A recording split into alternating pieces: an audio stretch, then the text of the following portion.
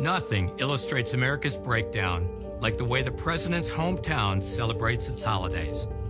Memorial Day, 12 dead, 56 wounded.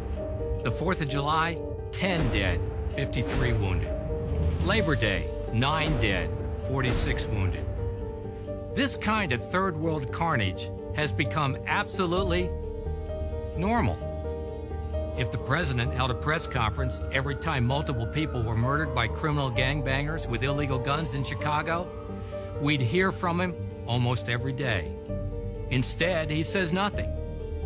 And the untold secret in Washington is that he has all the laws he needs to stop the bloodshed now. Under the existing federal gun laws, he could take every felon with a gun, drug dealer with a gun, and criminal gangbanger with a gun off the streets tomorrow and lock them up for 5 years or more. But he won't do it. His Justice Department won't do it. And the media never ask why. So convicted gangbangers carry illegal guns because they fear rival gangs more than they fear being prosecuted for a gun charge. Every police officer on the streets in cities like Chicago, Baltimore, and Detroit knows what it's like to get called to a murder scene, knowing full well who did it, because the killer was in the back of their car yesterday or last week. Thugs like Darius Brown, who was supposed to be serving a 10-year sentence for second-degree felony robbery, but got let off with 5 years probation.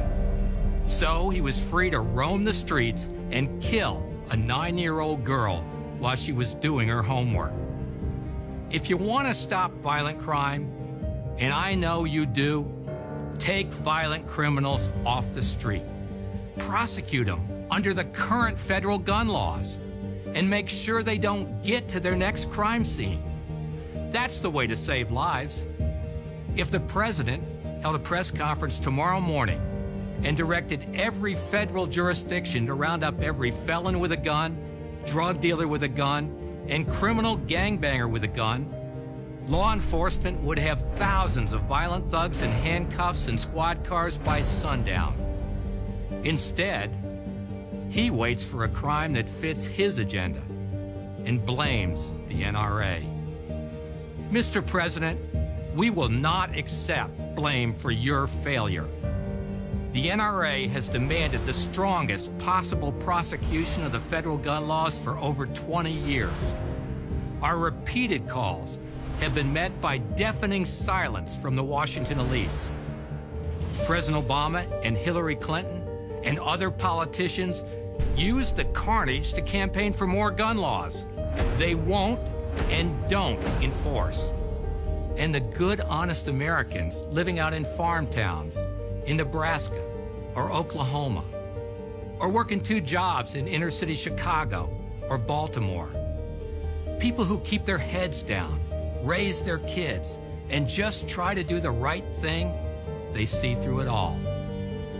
We've lived through the Clinton administration's utter lack of federal gun prosecutions, and the Obama administration is following suit while the country suffers. And we know that a second Clinton administration will just mean more of the same. Americans have no tolerance for violent thugs, no tolerance for the politicians who enable them, and no tolerance for a media that devotes endless time to new gun laws, but won't even ask why we don't enforce the existing federal gun laws we already have. No organization has been louder, clearer, or more consistent on the urgent need to enforce the federal gun laws than the NRA. And in the face of mounting political and media pressure to demean, shame, and silence us, we will fight. If you have had enough of the dishonest debate, if you're sick and tired of politicians blaming you and your guns for their failure, demand truth and justice.